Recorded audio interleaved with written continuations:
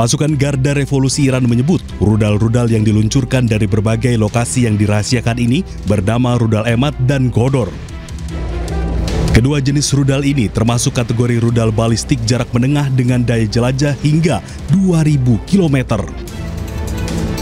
Selain punya daya jelajah tinggi, kedua rudal ini juga bisa mengangkut hulu ledak hingga 1000 kg. Meski belum memiliki teknologi siluman, namun Iran mengklaim kedua jenis rudal ini memiliki sistem pemandu hingga berpresisi tingkat tinggi saat menargetkan lokasi lawan. Garda Revolusi Iran menyatakan kota-kota utama Israel seperti Tel Aviv dan Be'er al-Saba menjadi sasaran utama. Kedua kota ini merupakan pusat pemerintahan, militer, dan bisnis di Israel. Dengan sandi operasi Janji Sejati 3, Iran selama sepekan peperangan ini hanya mengandalkan serangan rudalnya. Mengingat pesawat-pesawat Israel jauh lebih canggih, sedangkan pesawat-pesawat Iran banyak yang ketinggalan zaman. Pemirsa, 2 hari berturut-turut kota Be'er al-Saba menjadi sasaran target militer Iran. Kota tersebut memiliki sejumlah fasilitas strategis seperti militer dan bisnis.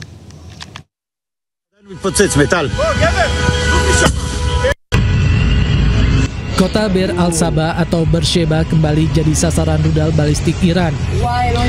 Sistem pertahanan udara Israel, Iron Dome, kembali gagal menghalau rudal-rudal balistik Iran dalam 2 hari berturut-turut. Iran menyebut rudal yang diluncurkan ke Be'er al-Saba bernama Emad dan Godor kategori rudal jarak menengah. Israel belum mengkonfirmasi jumlah korban tewas di Beersheba. Sejauh ini sudah 270 orang terluka akibat serangan Iran.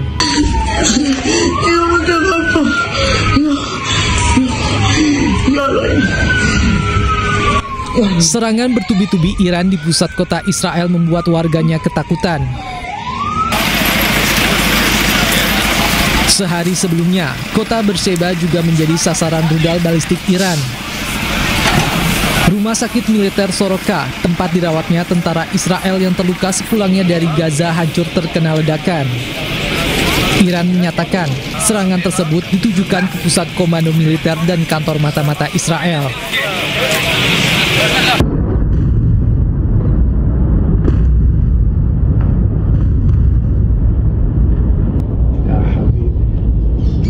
Selain fasilitas militer, pusat bisnis Israel di Beersheba, termasuk gudang bursa saham di pusat kotanya, hancur terkena ledakan.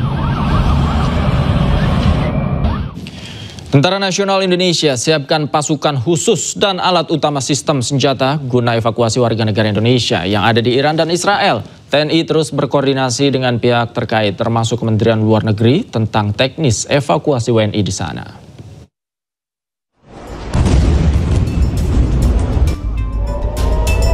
Tentara Nasional Indonesia menyiapkan 34 personel dan alutsista untuk membantu proses evakuasi warga negara Indonesia yang berada di Israel dan Iran.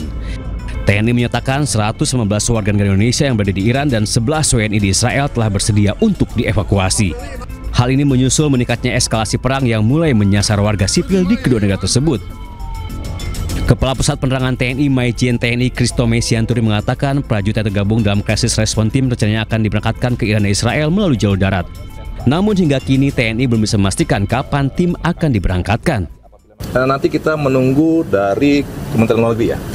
TNI sifatnya standby, menyiapkan prajuritnya, melengkapinya, sehingga nanti apabila memang dibutuhkan ya kita siap untuk membackup itu.